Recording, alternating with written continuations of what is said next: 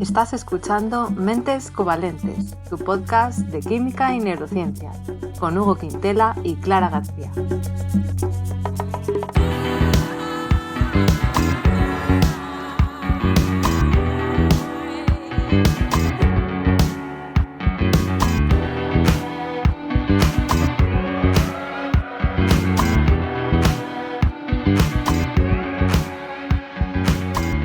Bienvenidos al episodio 82, en el que vamos a hablar de las toxinas. Hola Hugo, ¿cómo estás? Hola Clara, esperando que no me pille ninguna toxina. ¿Y tú qué? Ya, pues me parece una buena idea. Bueno, un tema que da mucho de sí, la verdad. Sí, la verdad no toques nada, ¿eh? No toques nada porque toxinas por todos los lados. Yo, no sé, da que Sí. pensar, ¿eh? Me voy a volver un niño burbuja. Bueno, esperemos que no salgamos muy paranoiados de este episodio. Si te parece, empiezas un poco tú contándonos qué son las toxinas, ¿no? Venga, voy. Como buen químico orgánico, voy a acudir a la IUPAC, que es la RAE de los químicos. Entonces entendemos como toxinas como sustancias biológicas, de origen biológico, que causan, bueno, que son tóxicas o que causan envenenamiento. ¿Vale? O sea que son sustancias que Vale, tienen que ser generadas por células animales, por plantas o por microorganismos, ¿vale? Pero no me vale que lo haga un señor, bueno, que sea una invención humana o que sea un contaminante, yo qué sé, de una industria química. Eso no me vale. Bueno, a no ser que tenga la vale. estructura exactamente igual a la de la naturaleza. Entonces sí sería. Pero Entonces bueno, te vale. que son de origen animal, bueno, animal no, natural. Vale, Vale. natural, vale. O sea que Mm, eso es un punto muy importante para entenderlo. sí. Vale. Así que eso, lo de natural igual a bueno, ya dijimos alguna vez que ojillo con eso. En fin, Ya. pero si nos metemos químicamente, químicamente es que las toxinas pueden ser de todo, pero de todo, ¿eh? Pueden ser péptidos, que si recordamos son mini proteínas, digamos, son proteínas con menos aminoácidos que proteínas. También pueden ser proteínas, por supuesto. También pueden ser productos naturales. Uy, ¿qué es eso de productos naturales? Pues son moléculas producidas por organismos vivos, pero que ni son proteínas, ni son azúcares, ni son lípidos. Vale, son como su Mm. propia clase y tienen, bueno, distintos mecanismos de síntesis. Yo creo que cuando hablamos de mi tesis, es el Eso te mejor iba a capítulo decir. probablemente de todos, hablamos de esta movida. Así que si queréis más info, podéis acudir ahí. Sí, me sonaba eso. Vale, perfecto. Sí, porque Sí, productos naturales creo que no, de manera popular, quizás significa otra cosa diferente a lo que estás sí, diciendo. sí, es duro. ¿Y qué iba a decir? Sí, que químicamente y gracias a Dios, vale, aunque son muy heterogéneas, no suelen ser, no son casi nunca, vamos, moléculas que puedas absorber por la piel. Ni tampoco son volátiles, es decir, no son moléculas que pasen de forma sencilla o prácticamente nunca a estado gaseoso. O sea que en general, si tienes un bote lleno de endotoxina, bueno, de endotoxinas no, eso ya estoy adelantando, de toxinas, tienes un bote lleno de toxinas ahí al lado, no debería haber riesgo de que estas pasen a estado gas y las puedas inhalar. Eso sí, eso no quiere decir que no puedan formar polvillos, ¿sabes?, en suspensión y las puedas inhalar. Así que bueno, Mm. ojo, Cuidado. ojo al piojo. Ah, y una nota, lo de los productos naturales, suelo decir que eran como sustancias en general de metabolismo o de defensa, ¿sabes? Porque eran en plan, soy una pobre planta, no puedo correr, no puedo moverme, no puedo camuflarme, ¿qué hago? Bueno, pues genero ciertas sustancias químicas que me pueden proteger de un ataque de pulgones, por ejemplo. Eh, Vale, eso es la cosa. Vale, bueno, pues eso básicamente la introducción a qué son las toxinas. Y vale. me cuenta un pajarillo que tú quieres hablarnos de algún tema. Te escucho. Parecido. Sí, bueno, yo como siempre lo voy a ligar con lo neuro, con el cerebro, porque es lo mío, ¿no? Oh, ya Y está aquí con la el verdad nicho, es ¿eh? que sí, yo creo que va a haber un poco de confusión porque para la definición de neurotoxinas no veo que se siga la misma regla que con toxinas, ¿sabes? Oh, No, no. ujú, Entonces, bueno, yo te voy a explicar lo que he encontrado, lo que dicen mis vale, fuentes, ¿vale? de acuerdo. Claro, primero está bien, supongo que decir que es la neurotoxicidad en general, ¿vale? Es la Mm. capacidad de un agente químico, biológico o físico, aquí ya Oh, vemos que puede ser, pues de todo, de ujú. causar un cambio adverso, claro, tiene que tener, ¿no? Eso de toxi, que suena Sí, para mal, bien no ¿no? es. Claro, no es para bien. Y puede ser un cambio ya sea funcional o estructural en el sistema nervioso. Funcional pues sería que afecta a la función, pero pues no necesariamente a la estructura, ¿no? Y estructural, pues sí.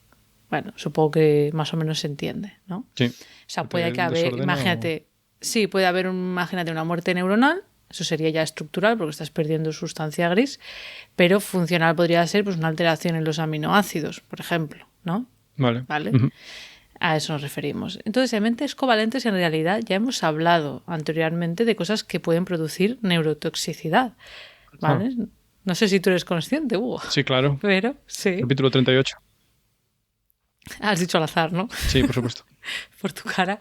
Bueno, yo lo tengo apuntado aquí. En el episodio 9 hablamos del plomo, por ejemplo. Es verdad. Y las consecuencias que puede tener la exposición a este metal para nuestro cuerpo en general, pero también para nuestro sistema nervioso. Luego, en el 25 hablamos del desastre de Minamata que ocurrió en Japón. Exacto.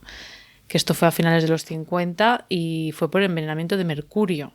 O sea que aquí ya estamos nombrando dos metales, ¿no? Dos elementos que pueden producir neurotoxicidad, pero pues no son producidos por bacterias ni cosas así. O sea, esto no estaría dentro de tu definición de toxina.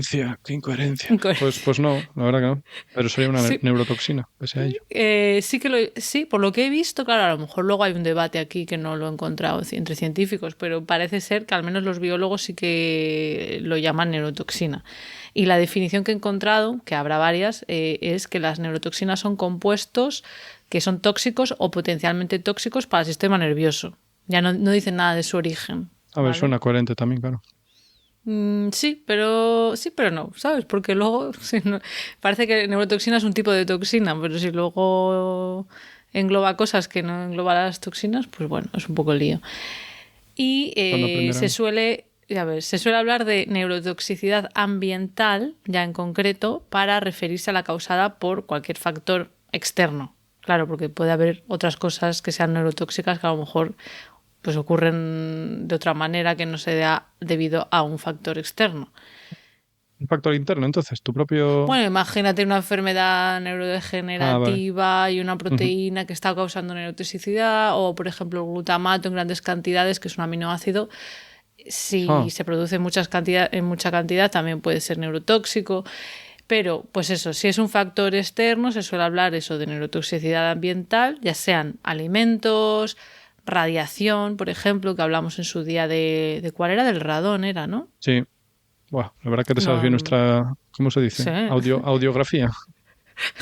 Sí. Puede ser.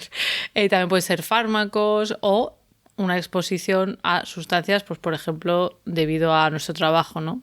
Puede ocurrir. Entonces, dentro de estos factores externos, los contaminantes ambientales son muy importantes. Por lo que he leído, el mayor riesgo de neurotoxicidad se encuentra en forma de desechos tóxicos en la atmósfera. O sea, lo que incluye gases de estos que salen por el tubo de escape y partículas finas en suspensión, también conocidas como material particulado. Pues de eso nos sobra, ¿eh? Sí, sobre todo en ciudades, pues eso, grandes, muy contaminadas. Así que eso también es neurotóxico. Y claro, al ser partículas tan pequeñitas, tan, pues eso, finas, ¿no? Se suele llamar finas, creo, pues pueden cruzar la barrera hematoencefálica, de las que hemos hablado muchas veces. Mira, se supone que esa barrera es la leche, no hay manera de atravesarla con los fármacos, y las neurotoxinas, todo para adentro. Sí, la verdad que sí. Que luego es verdad que hablamos de neurotoxinas, pero hay cosas que también producen daños más allá del cerebro. Pero bueno, cuando influye en el sistema nervioso central, pues sí. Cruza esa barrera y ya la hemos liado. Somos tan frágiles. Pues en realidad sí, la verdad. Y luego, claro, puedes pensar, pero ¿qué pasa, no? ¿Qué pasa si estoy expuesto a neurotoxinas? Pues depende, ¿vale? Porque los efectos pueden ser muy variados dependiendo del compuesto. Claro, tiene sentido. Al final, cada uno hace una cosa diferente. Algunos compuestos pueden provocar síntomas motores, ¿no? Por ejemplo, pues parálisis o temblores, convulsiones, debilidad muscular. Luego también existen otros compuestos, o bueno, el mismo compuesto puede producir muchas cosas, ¿no? Pero, por ejemplo, otro síntoma que puede ocurrir serían síntomas sensoriales. Por ejemplo, problemas de visión, dolor, cambios en el sentido del equilibrio, por ejemplo. Luego también síntomas más de tipo, supongo que podríamos decir emocional, apatía, depresión, alucinaciones, incluso.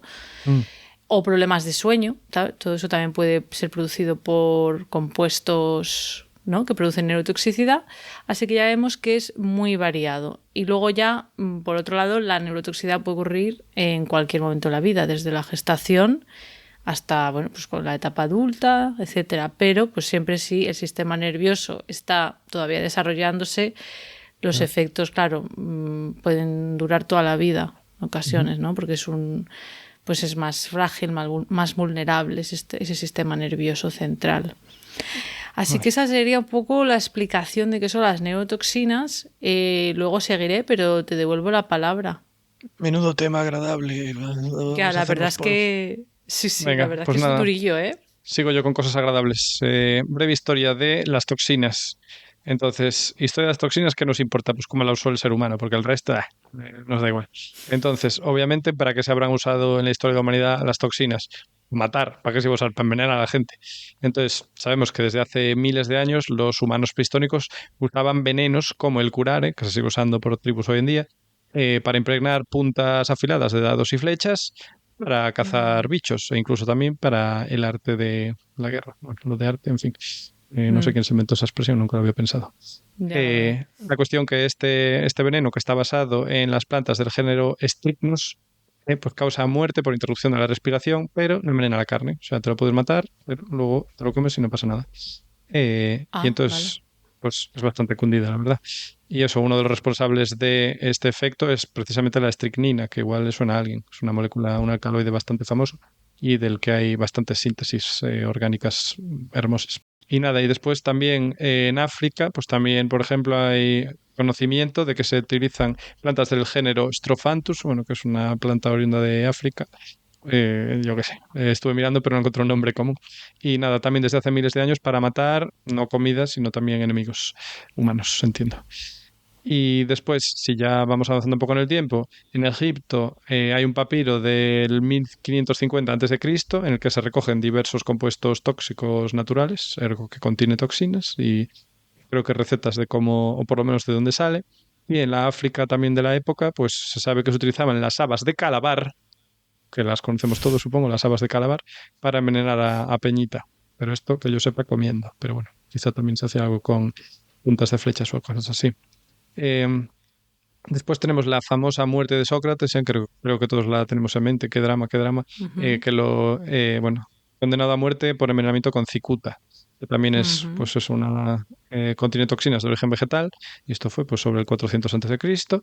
Y también teorías de la muerte de Alejandro Magno pues apuntan a envenenamiento también con plantas con estricnina, muy fuerte. Y nada, en el Imperio Romano pues hay un montón de envenenamientos, bueno, magnicidios por envenenamiento. También hay registros de envenenamiento de aguas durante guerras, o sea, para que el enemigo no pudiera beber de ese agua, pues la envenenaban con compuestos tóxicos naturales, así que también toxinas. Y nada, esto era bastante ubicuo porque Roma, madre mía, había más puñaladas por la espalda. Ya, Sí. Y después, a niveles de uso indirecto de toxinas, ¿vale? Esto ya en realidad es guerra bacteriológica, pero claro, uno de los mecanismos por que las bacterias hacen enfermar o matan gente es porque las propias bacterias generan dentro del organismo toxinas. Entonces, tenemos el ejemplo de eh, los mongoles asediando ciudades tártaras, o bueno, ciudades o asentamientos, porque no sé si los tártaros tenían ciudades así como tal, pero bueno, que les echaban cadáveres muertos por la peste negra, y se los tiraban dentro de bueno, del recinto de la ciudad cuando estaban asediados y no podían salir. Entonces así, si no quieres salir, pues te mata la enfermedad. Bastante cruel. Luego, curiosamente, yo leí un libro, un novelado, con la historia de Gengis Khan, y me llamó bastante la atención cómo mataban al padre de Gengis Khan. Y es que venían unos miembros de un clan enemigo, y uno de ellos, que estaba mal de la barriga, voy a decirlo, defecaba en un sitio, untaban la espada con esa caca y luego luchaban con él y le clavaban esa espada, y aunque sobrevivió el padre Gengis Khan, luego murió pues de infección por eso. No sé, curioso. Pero luego leí por internet y no vi que esa historia fuera de las... A lo mejor es una de las posibilidades que contempla la historia, no sé, no indagué mucho, pero vi Vale. otras versiones. Pero bueno, qué mal rollo, ¿eh? Qué asquete. En fin, y luego ya en el siglo XVIII, guerra colonial entre Francia y Reino Unido por los territorios en las Américas, no, en América del Norte. Pues los británicos, según parece, dieron mantas infectadas con viruela a nativos americanos que eran aliados de los franceses. Y esto pues propagó esa epidemia para que, bueno, pues no estaban preparados y los diezmó. Y ya en el siglo XX pues también hay muchas acusaciones de uso de agentes biológicos o tóxicos de este tipo contra Estados Unidos, contra Rusia, contra el gobierno de Irak. En fin, yo ya no me meto, que eso ya es un poco más duro y ya cuesta más saber lo que es la verdad. En fin, Ya. y, y ahí te lo dejo, porque yo creo que ya llega de desgracia humana. Uf, ya Así que ves, ya nada, a ver si ves. la historia de Bueno, los neurotóxicos, si es que nos vas a contar eso, es más agradable. bueno, la mía son más accidentes, ¿no? Lo tuyo es todo O sea, planes malévolos. a mala idea, ¿eh? Gente que no se quería Sí, bien. sí, sí. Eh, Bueno, lo interesante también de lo que cuentas es que aunque entiendo, ¿no? Que aunque no se conocía lo que eran las toxinas o los mecanismos de transmisión, ya sí, había ahí, ¿no? Ese conocimiento pues basado en la sí. experiencia y ya No había sabían que óbice eso de decir, ay, no sé cómo funciona, mejor no me cargo a este tip. No decía, "Ah, esto es funciona como, por... esto funciona por lo que sea, ¿no? No Sí, sé qué sí, pensarán que era, pero bueno. Bueno, pues nada, seguimos, sí, con cosas muy agradables. La verdad es que el episodio de hoy es más durillo que otros, pero no por eso menos importante, ¿no? O sea que eso es. vamos a ello. Bueno, pues yo también voy a hablar un poco de historia, porque, bueno, es importante también para entender cómo pues, se ha conocido lo que son las neurotoxinas, ¿no? Y es que esto de que pueden producirse trastornos neurológicos y psiquiátricos por un origen ambiental, esto es algo que ya se conoce desde hace mucho. Ujú. Como ya explicamos, por ejemplo, en el episodio del plomo, en Roma, en la antigua Roma, ya se empezó a sospechar que eso muy bueno no era, a altas dosis por lo menos, Mm. ya que podía producir convulsiones e incluso coma. O sea que ahí ya se empezó a describir cuál podía ser esos efectos de la exposición al plomo. Otra asociación que se conoce también desde hace tiempo es, por ejemplo, el aumento de la frecuencia de depresión y suicidio entre trabajadores que estaban en contacto con el disulfuro de carbono. No sé si Hola. a la gente le suena. Bueno, tú que eres químico, Sí, bueno, disulfuro de carbono, pues dos sulfuros y un carbono, ¿no? sí, el Entiendo. primo del CO2. El primo sulfurado del Exacto. CO2. Bueno, pues yo buscaba a ver dónde se usaba esto, ¿no? Para ponerlo un poco en contexto. Y parece que principalmente se usa para la producción del rayón, que también es conocido como viscosa, que se usa para producir fibras que imitan pues, el tacto de fibras naturales como puede ser la seda, la lana o el algodón, pero también se usa para producir el celofán, que yo creo que en su día me Oh. nombraste el celofán, pero no sé por Sí, qué. en un capítulo de los plásticos. Me suena de haberlo nombrado de los primeros polímeros de ese tipo. Sería eso. Sí, eso creo que fue. Bueno, pues parece ser que en parte de, ¿no? de cómo se produce esto, pues se puede, no sé, el disulfuro del carbono está por ahí en algún Que creo que proceso. es un disolvente, quizá, ¿no? Me suena. Es Sí, líquido, creo que creo. sí. Puede ser que Porque es sea mucho eso. más pesado que el CO2. Mm. Entonces, pues los trabajadores que lo utilizan, pues tienen riesgo. Supongo que hay medidas, pero en su día pues no las habría y entonces se empezó a ver eso, ¿no? Otro ejemplo de una relación que se observó hace tiempo, pues también el consumo de productos contaminados con una cosa que se llama, vamos a ver si la sé pronunciar, bueno, las siglas es bueno, no sé cómo decir esto, TOCP en mayúscula, TOCP, o dicho el nombre químico sería triocresilfosfato o fosfato de triocresilo. Vale, en fin. Esto fue el caso de una bebida alcohólica de jengibre que era de origen jamaicano y se denominaba Ginger Jake, que se vendía en Estados Unidos desde el siglo XIX, ¿vale? O sea, esto es antiguo, no es de ahora, de la actualidad, y se usaba como medicamento. Curiosamente, ya en aquella época todo, ¿no? Se decía, tómate esto que viene bien para tal y para cual. No tenían que pasar En plan, ¿pero qué ningún pruebas tienes? estudio. No te confía. Sí. Sí. Entonces se utilizaba para malestar digestivo e infecciones respiratorias leves. Y claro, se le añadía este compuesto a mayores a la bebida. No sé muy bien por qué, pero parece que era un compuesto que se solía añadir a aceites lubricantes. O sea que... Madre mía. Imagínate. Y en 1930 en Estados Unidos se empezó pues, a observar una extraña epidemia que se caracterizaba por un deterioro neurológico y debilidad extrema en brazos y piernas, y se observó pues, que estaba relacionada con este consumo, y el resultado trágico fueron pues 5.000 personas paralizadas, básicamente. Por Vale, ello. años 30, sí. Más recientemente, hay muchas más historias, pero he pensado, bueno, vamos a ir un poco más, supongo, a algo que nos toca más de cerca y también pues más reciente, que a la gente que sea de España pues le sonará, a la gente de Latinoamérica a lo mejor no, Y es el caso del aceite de colza contaminado a principios de los 80, ¿verdad, Sí. Hugo? Que esto sí Sí. que en España es muy conocido, sobre todo pues por la gente que lo vivió, pues no se olvida. O viejóvenes, como yo. Sí, claro, la gente que haya nacido, yo qué sé, en los 2000, pues a lo mejor eso no le suena de nada. Puede ser. Entonces, bueno, fue una enfermedad que se denominó por la Organización Mundial de la Salud síndrome del aceite tóxico, ¿vale? Ese es el nombre oficial, o por lo menos así es como lo he traducido yo del inglés. Y según la Organización de Consumidores y Usuarios de España, 5.000 personas murieron y al menos 20.000 quedaron con secuelas de por vida tras consumir este aceite, que en realidad era aceite industrial, ¿vale? Estaba contaminado con aceite industrial. ¿Cuántas personas dijiste que murieron? Perdona. 5.000 Qué ponía locura. en el artículo que he No encontrado. sabía que era tanta gente, Es madre que mía. sí, es importante destacarlo porque ya Qué si nos horror. hacemos una idea. Esto, Sí. bueno, estos son los datos que yo he visto. Sí. Y claro, esto en su día creo que lo hablamos con Mario Sánchez cuando le entrevistamos, hablando de seguridad alimentaria, que no es que el aceite de colza per se sea malo, sino que estaba contaminado con aceite industrial. Sí. Y lo vendían como si fuera apto para consumo humano. Qué Supongo horror. que, pues yo qué sé, no pensaron que iba a pasar esto, pero evidentemente horrible. O sea, no es algo que no se puede hacer. Entonces, por contar un poco la historia, que yo tampoco me lo sabía tanto, porque claro, en esta época no habíamos nacido. Entonces, en la primavera de 1981 se detectaron en menores de la localidad de Torrejón de Ardoz, en Madrid, los primeros casos de lo que parecía una extraña enfermedad, y en un par de semanas los hospitales de Madrid colapsaron. Claro, es que esto tuvo que ser horrible. O sea, esto es lo más cercano que puedo recordar yo es el COVID, ¿no? De decir de repente algo que está ocurriendo, No que sabes se qué es, colapsa podría ser todo. cualquiera.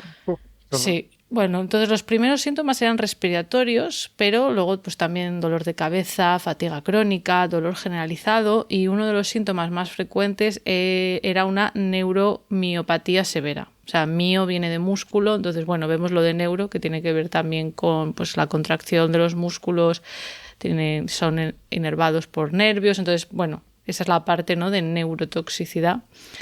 Y había un pediatra llamado Juan Casado, que juntos con sus colegas en el hospital pues vieron que la enfermedad no seguía un periodo de incubación bacteriana, porque al principio se pensó que a lo mejor era una bacteria.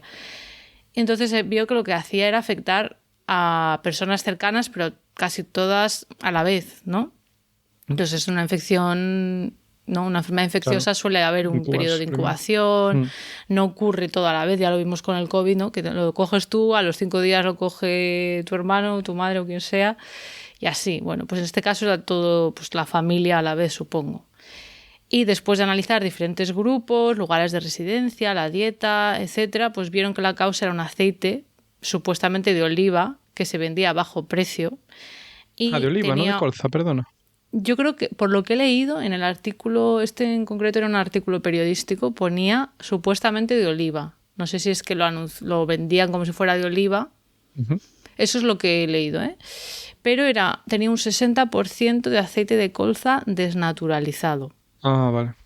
Que esto de desnaturalizado, en el artículo decían, no sé cómo de correcto es esto desde el punto de vista químico, que es un proceso que consiste en añadir productos químicos para utilizarlo industrialmente en pinturas o en instrumentos, pero no en alimentos. Ah, espera, entonces, vamos a ver, lo que envenenó a la gente era en origen aceite de colza, pero que fue tratado químicamente entonces.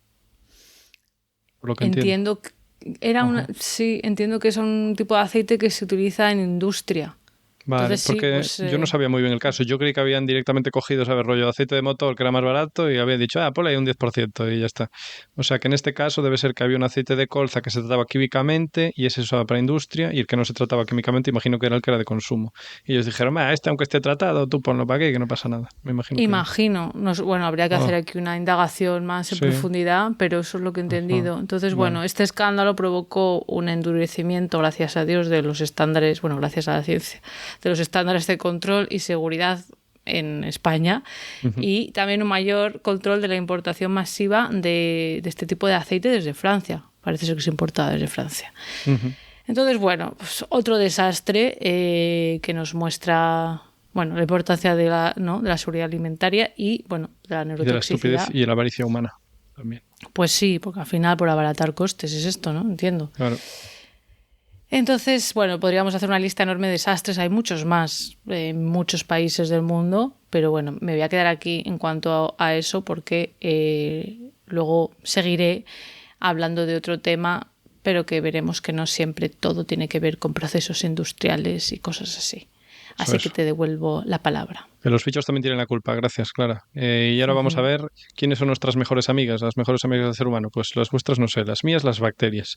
Entonces, ¿qué toxinas generan las bacterias? Pues se clasifican en dos familias, y es lo que adelanté antes, endotoxinas y exotoxinas.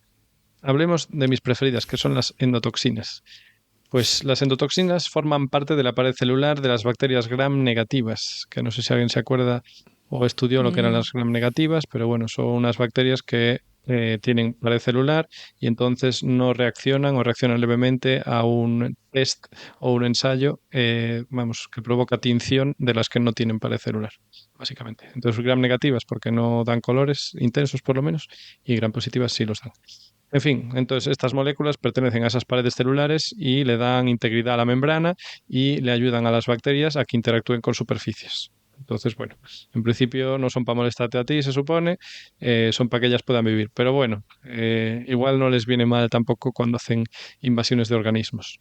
Entonces, ¿qué pasa? Que cuando estos bichos se multiplican o cuando mueren, sobre todo cuando mueren, pues las liberan al medio.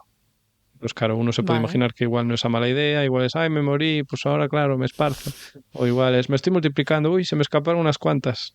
Pero bueno, entonces, ¿qué son químicamente? Bueno, pues químicamente tienen una parte lipídica, ¿vale? Lipídica, recordemos que es la familia de las grasas, los ácidos grasos, el colesterol, que suelen ser moléculas muy hidrófobas, o sea, no solubles en agua. Entonces, en este caso, pues son ácidos grasos unidos a unas bases azucaradas, o sea, unos sacáridos, ¿no? Que son, pues eso, hidratos de carbono. Y después también tienen una base más grande de polisacáridos, que son azúcares pues complejos, ¿no? Digamos, son polímeros, oligómeros más bien de azúcares. Y algunos son raros porque normalmente estos azúcares suelen formar anillos de 5 o 6 miembros y aquí por lo que vi pues forman de 7, que tampoco es lo más exótico del mundo, pero no es tan común, la verdad. ¿Y qué pasa? Que no hay una estructura exacta que digas, esta es la endotoxina, y esta la B y esta la C. No, sino que hay una variabilidad brutal, ¿sabes? Porque igual la cadena lipídica es un poco más larga, igual tienes una combinación X, igual tienes un monosacárido distinto de otro, bueno, monosacárido no, un polisacárido distinto de otro, entonces es una familia de moléculas muy grande. Y además, las muy desgraciadas tienden a formar agregados en agua, o sea que se arrejuntan, ¿no? Que en vez de estar una molécula individual, no, se pegan varias y entonces eso que hace que tengan tamaños muy diversos, así que ni siquiera puedes filtrarlas, bueno, dependiendo lo que estés haciendo, pero a veces eso complica que las puedas filtrar porque tu tamaño de poro tiene que tener tamaños demasiado variables. En fin, y además químicamente son muy resistentes a los cambios de pH y de temperatura, entonces tienes que alcanzar temperaturas de más de 200 grados para empezar a destruirlas. O sea, un follón.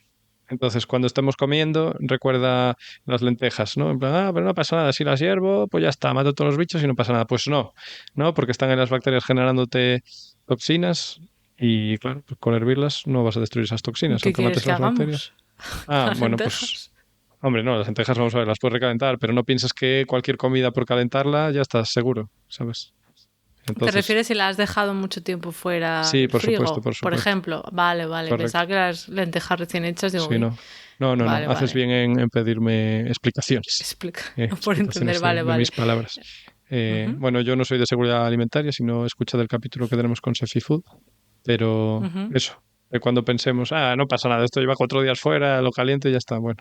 Sí. De hecho, me acuerdo que, no sé si fue otro divulgador, que era, creo que era el arroz concretamente, Sí. que es muy peligroso dejarlo tiempo fuera del frigo. O sea, si te lo vas a comer al día siguiente, es como que casi hay que meterlo todavía caliente en el frigo, creo que era. Pues era por algo de esto, recomiendan que normalmente que no las dejes a temperatura ambiente mucho tiempo y que las metas directas en el frigo, sí. Un follón, claro, porque no sé, depende del frigo que tengas, igual no es bueno para el frigorífico meterlo, pero bueno, ¿qué es más importante? Bueno, ¿la vida del frigorífico? O sea, que el frigorífico dure mucho o que tú dures mucho. Pues sí. Yo lo tengo claro, no sé ustedes.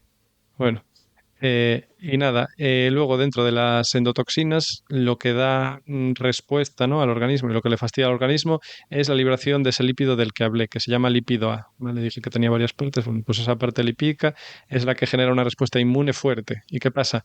Que esos lípidos pueden matar células y luego en los organismos como nosotros, mamíferos, causan fiebre e inflamación. Entonces hay que ir con cuidado, porque 1 miligramo de endotoxina intravenosa te puede enviar al otro barrio. Así que, Wow. como veis, cantidades pequeñas. Y luego, detección. ¿Cómo sabemos? ¿Sabes? Si yo tengo ahí una muestra, digo, ¿esto que tiene endotoxina? ¿No tiene? Problema, como os dije, las endotoxinas no es que sean 5 moléculas distintas que las identifico y ya está. No, es que es una familia enorme.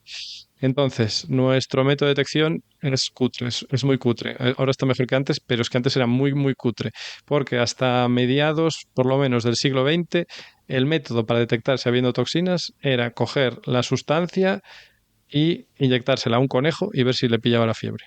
Sí, básicamente, Estupendo. ese era el método. Y eso, ahora tenemos un método, bueno, más sofisticado, Ujú.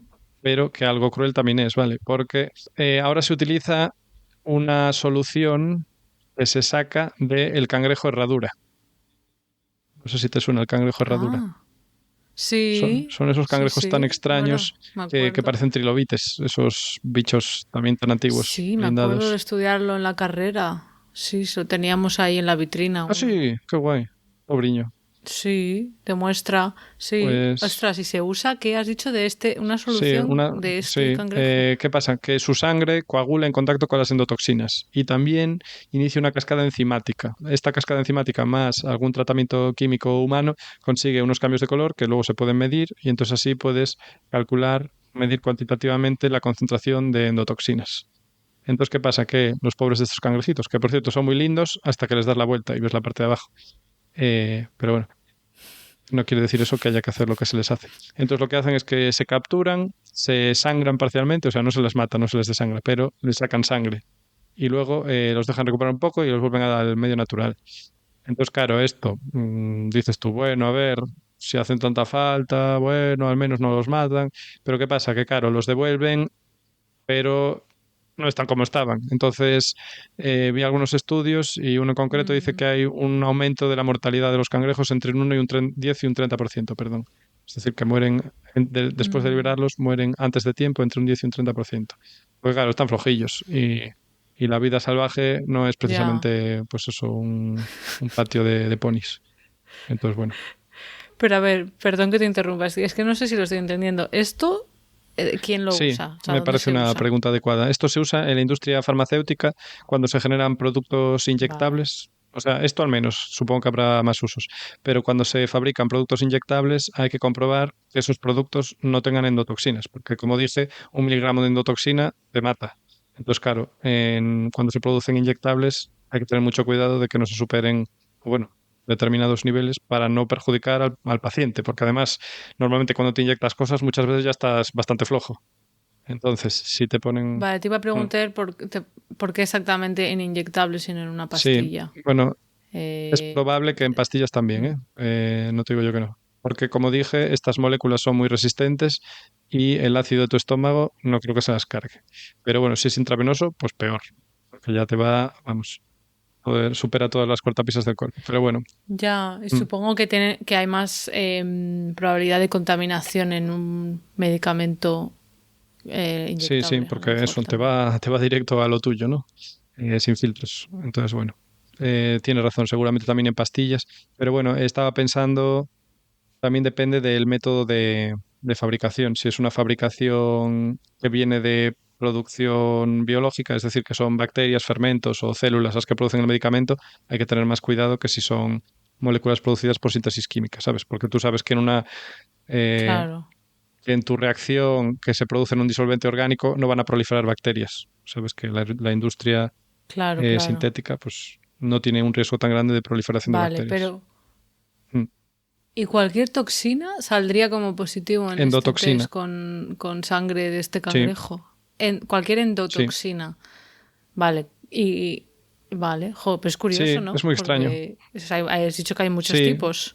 Sí, pues no sé por qué Sí. el cangrejo Vale. herradura pues tiene un mecanismo que hace que su sangre coagule en contacto con cualquier tipo de endotoxina Vale, y vale. eso. Jolín.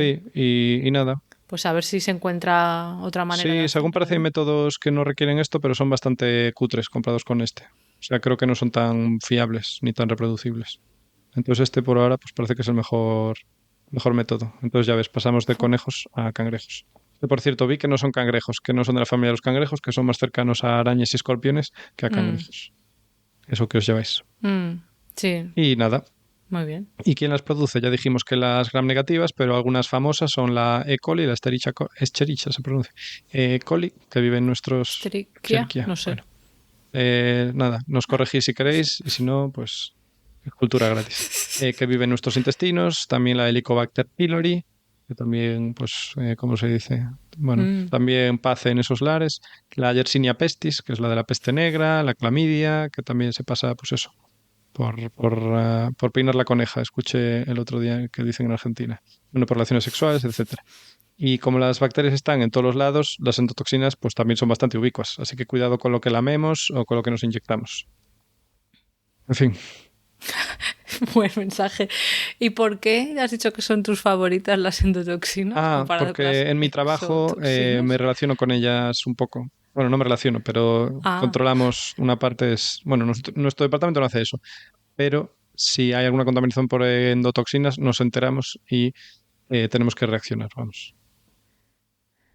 vale. Las exotoxinas no son tan importantes en los Sí, en realidad sí, medicamentos. pero sí, También. te Vale. lo puedo contar, te lo cuento, ¿eh? Es muy duro.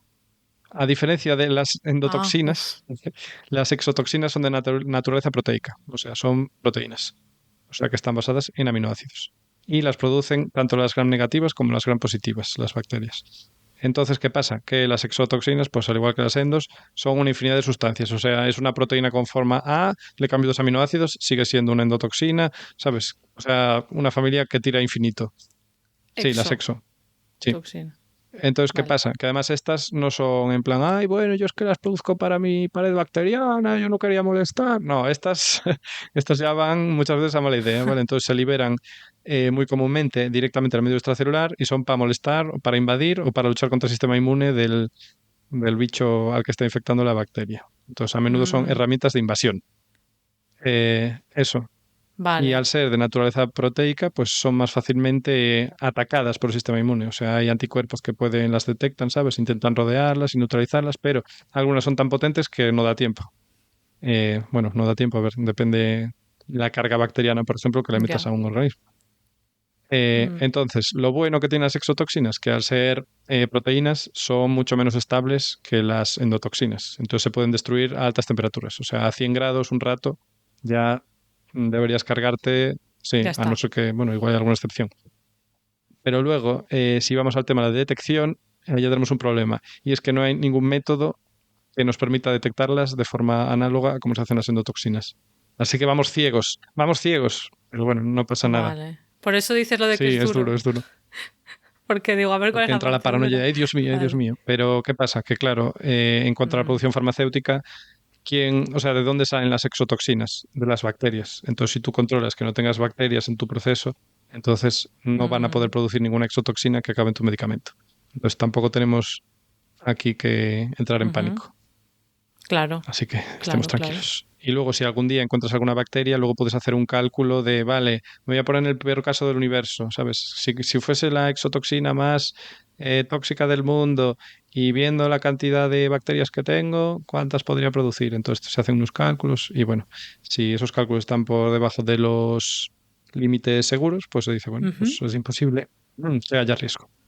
Vale, Y nada, ahora vale. hablando de famosas bacterias que generan exotoxinas, o bueno, pues eso, que sean bacterias que generen estas toxinas y que sean medianamente conocidas, pues tenemos las que causan la difteria, por ejemplo, las que causan el tétanos, las que causan el cólera Vale. o el botulismo, ¿vale? Son enfermedades que en gran medida deben su gravedad a la producción de toxinas de los organismos que las causan. Y de hecho, una de estas bacterias, la del botulismo, pues genera la sustancia más tóxica conocida, con una dosis letal de 100 nanogramos por ser humano, aproximadamente. 100 nanogramos, señores.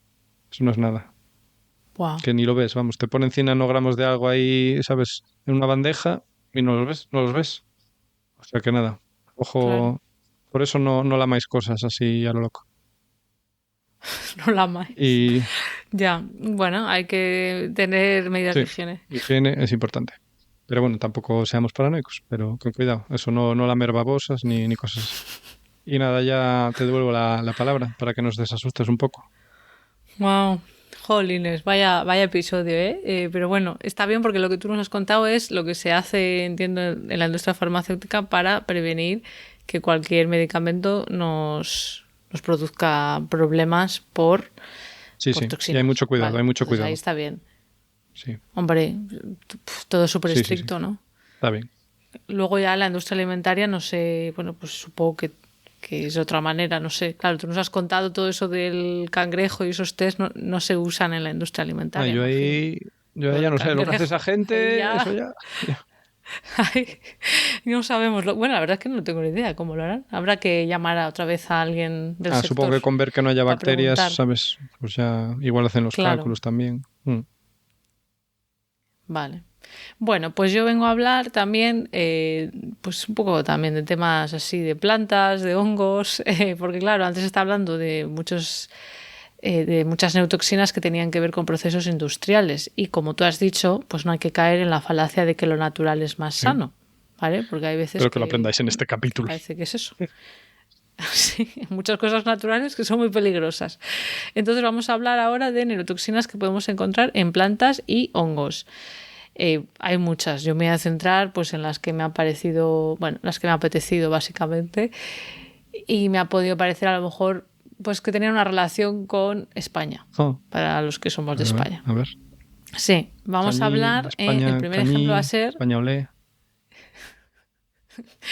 una planta que pertenece a la familia de las leguminosas, ¿vale? Y su nombre científico es, a ver si lo sé decir, Lathyrus sativus, que tiene muchos diferentes nombres dependiendo de dónde seas, pero bueno, uno de ellos es almorta, otro es alberjón, diente de Mal muerto, rollo, no diente de sé. muerto. Había muchos más nombres, pero bueno, creo que almorta es un nombre que parece que está más extendido, no lo sé. Y su neurotoxicidad se debe a un aminoácido que contiene, que también tiene un nombre súper difícil de decir, cuyas siglas es ODAP. ODAP. Y que si lo puedo intentar leer, a ver, sería beta-N-oxalil alfa-beta diamino propiónico. No sé si Está lo he con escrito ácido, bien. entiendo. Algo así. Ácido. Ah, puede ser que me haya comido lo Porque de se acaba en propiónico. Falta ácido. Ya, sí, me habré Vale. comido esa parte del corta y pega. Bueno, la almorta, ¿qué es la almorta? Habrá gente que seguro que le suena. La almorta es una planta originaria del área del Mediterráneo que es cultivada actualmente en varios países del mundo, ¿vale? No solo en España. De hecho, se asocia a sistemas agrícolas de subsistencia en países como Etiopía, Bangladesh, la India, Pakistán. Y también se ha cultivado tradicionalmente en países europeos, pero de esos países europeos destaca España, ¿vale? Vamos, Así que arriba. relevante para nuestro país. Bueno, no sé si es muy, bueno, no es tan negativo en realidad, ahora vamos a ver. En Castilla y León, que es de donde yo soy, se consume en verde, pone aquí, y cocinada. Vale. O sea, ¿vale? en verde, claro, cruda, supongo. La planta, sí, y cocinada. Nunca se ha considerado, parece ser, como un alimento cotidiano, pero se ha consumido con relativa frecuencia, sobre todo en épocas de Vale, hambre. posguerra. Que esto ya sí, a los más jóvenes nos suena ya un poco más lejano, pero sí. Y además cuando se utilizaba como ingrediente del cocido, era una especie de sustitución del garbanzo, supongo que si no tenían garbanzo pues ponían eso, y ahí lo que hacían era pues remojarlo durante toda la noche, ponerlo en agua durante toda la noche, y eso parece que sí que disminuye el contenido en ODAP, en el aminoácido este que es el que puede ser potencialmente neurotóxico. Y en Castilla-La Mancha, para los manchegos que nos escuchen, su consumo se produce fundamentalmente, en este caso, en forma de harina, ¿vale? Es la harina de almorta y se utiliza en un plato que son las gachas, ¿vale? Que se come, pues supongo que se come más en La Mancha, ¿no? Sí, porque te agachas. Vale, que yo creo que nos suenan Sí. las gachas. Sin embargo, como es el caso de otras leguminosas grano, se denomina este tipo de plantas, su cultivo ha descendido drásticamente en España, hasta casi desaparecer. Y es que, de hecho, en España su utilización para el consumo humano está prohibida. Ah, bueno, entonces, ¿vale? pena. Está prohibida. Se pierden las tradiciones.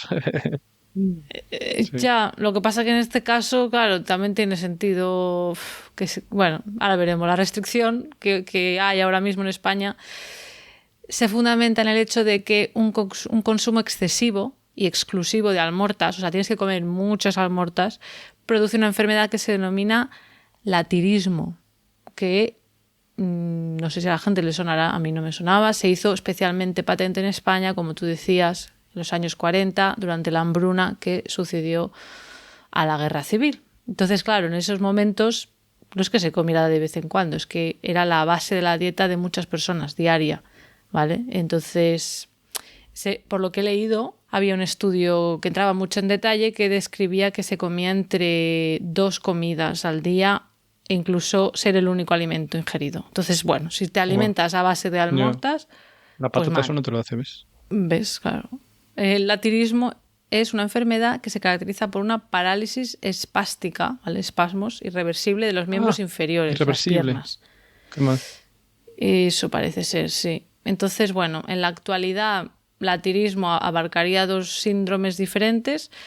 Una sería la parte que involucra el sistema nervioso central y por eso decimos que es una neurotoxina, ¿no? Y se denomina en este caso neurolatirismo. Y luego hay otra parte que lo llaman osteolatirismo porque afecta a huesos y tejido conectivo. Entonces, bueno, la almorta no es la única planta, ¿vale?, que produce neurotoxinas. Yo he hablado de este caso porque he pensado, mira, ya que somos los dos de España, pues vamos a nombrar esto, que a lo mejor hay personas que les suena, no lo sé, a lo mejor por sus familiares, no lo sé, si alguien lo habría No sé, ningún audio, escuchado. si la conocen. Ah, pues sí. Luego Luego yo comía ponemos... almorta, pero poco, así que... Bueno, a lo mejor de sus... Sí, no sé, de gente... Bueno, si es gente más mayor que nos escucha, no sé si tendremos oyentes más mayores de esa época, que hayan vivido esta época. Pues oye, es un nicho al que tenemos que apuntar, ¿eh? Deberíamos hacer algún tipo de promoción para ese tipo de público. Ya, lo que pasa que, bueno, luego depende, hay gente que es muy tecnológica, pero los Regalar podcasts... Globos. Globos. En fin, otros ejemplos, por finalizar la parte esta de plantas, plantas, sí, que pueden producir neurotoxinas serían el lichi. No sé si has bebido alguna vez batido de lichi. No, pero tengo Sí. comido lichis. Hombre. Has comido lichi, vale. Bueno, pues A moflete lleno. Pues, a ver, creo que no es que sea común, ¿vale? Puede producir, parece ser que es especialmente en niños malnutridos. O sea que supongo que es en casos muy concretos, pero puede llegar a producir algo conocido como encefalopatía hipoglucémica, creo que es. Y luego hay muchas más plantas que la verdad es que no las conoceríamos la mayoría de nosotros porque son de algunas regiones de África y de Asia y parece que eso que también tiene que ver con malnutrición. O sea que a lo mejor si estás malnutrido y comes mucho de estas plantas en concreto, pues puede haber un problema. Y luego ya por nombrar a los hongos, oye, micotoxinas. Oye, habrá que tener un detalle. No queremos discriminar a nadie. Un ejemplo es el cornezuelo o ergot. Sí. Que esto lo nombramos, ¿verdad? Sí, por supuesto, y del que espero hagamos un día un capítulo completo. Yo no sé cuándo fue, en uno de los episodios de algo que describimos, su relación con el LSD, vale, Celtia, pues no etcétera. Bueno, disculpa, continúa. No, bien, pues yo creo que eso lo mencionamos en algún episodio de yo creo que era un científico que estaba investigando esto y descubrió algo. Sí. Pero bueno, se estima que causó la muerte de miles de personas en Europa en el último milenio. O sea que, bueno, vemos que cosas naturales... No es mucho, en 1000 años, hombre, 1000 años. Bueno. 1000 años, pero sí. A persona por año, ves. bueno. Bueno. Ojalá no hubieran fallecido, por supuesto. Y la verdad es que en realidad todas estas cosas que estamos mencionando muchas veces no se conoce exactamente, ¿eh? Por ejemplo, con el aceite de colza que he nombrado antes, bueno, no siempre se conoce exactamente por qué eso causa un problema en el sistema nervioso. Pero ya sabemos que la biología es complicada y muchas cosas interaccionan con otras cosas o algo se parece a otra molécula natural. Qué coñazo de disciplina la biología. Es tan irreproducible, es tan maravillosa. Complejo. Las cascadas enzimáticas, por favor. Buenísimo. A mí me parece muy interesante la biología. No. Y te devuelvo la palabra o no. Ya, no, sigo yo, ¿no? Ya no tenías Sí, a tú mí no me nada devuelvas más. nada que me dejas mal.